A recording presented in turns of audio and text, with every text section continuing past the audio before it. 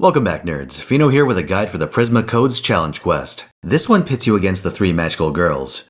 The big picture is that when Miu and Chloe get their bars broken, Ilya gets swole. When you break Ilya's bars, Ilya also gets swole. But if you kill Ilya, the other two gain some pretty nasty buffs. Let's go over these quickly. On break, Chloe gives Ilya 2 bars of charge and a crit buff. When you break Miu, Ilya gains 2 bars and a long NP damage buff. On Ilya's first break, she gains 3 turns of Invuln Pierce. On second break, she gets full meter, a buster buff, and 1 extra charge every turn. She also takes 10k damage per turn, but at this point in the fight, you'll want to burst her down anyway, so it's not super relevant. On death, Ilya gives Chloe 3 hits of evasion and a crit buff. Miu gets full charge once, an extra charge at the end of every turn. To complicate matters, all 3 of them start with a 3-turn defense and damage reduction buff, in addition to an attack debuff. This means the fight has kind of a slow start, unless you opt for serious Chad strats. That debuff is pretty substantial because I found out that if you force Ilya into her final bar within those 3 turns, her NP does 0 damage against double waiver defense buffs. Otherwise, it may be prudent to bring some form of buff removal, either a servant ability or the Dark Disciples command code.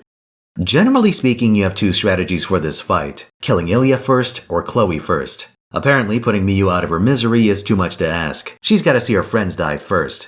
For most players, I imagine taking out Chloe will be the easier option. Just run a frontline Lancer and dump damage into her. For instance, Lancer Raiko bypasses defense buffs. Then focus down Ilya.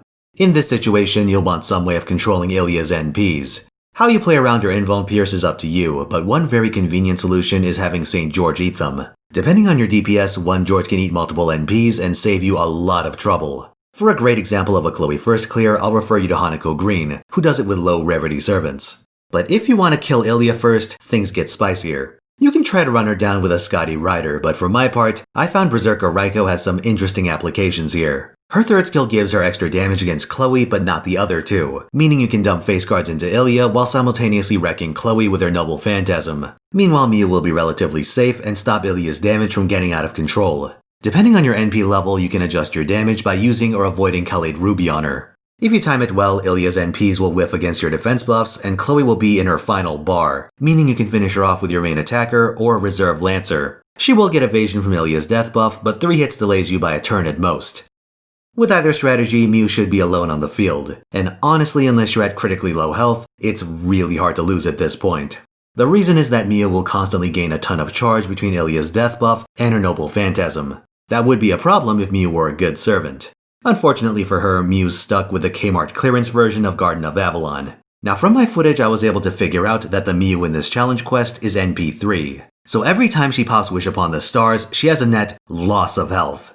As a caster, she only gets 2 actions per turn. When she NPs, she's A, losing half her damage that turn, and B, hemorrhaging health. So really it's a done deal. Lastly, I want to point out that event bonuses are active in this fight, so you can run someone like Queen Maeve or another female or mystery gender servant with the appropriate event CE. Overall, this fight's quite straightforward as long as you focus down Chloe or Ilya before dealing with the other. Once Miu's by herself, you've effectively won. That's it, folks. Like if you liked the video, subscribe for more, and come watch me on Twitch where I stream every weekend, 3 p.m. Pacific time, Friday through Sunday. I had an unfortunate USO accident this week, so also keep an eye out for a surprise Maeve roll stream sometime next week. Gotta get those last few copies of Magical Girl of Sapphire. Anyway, till next time.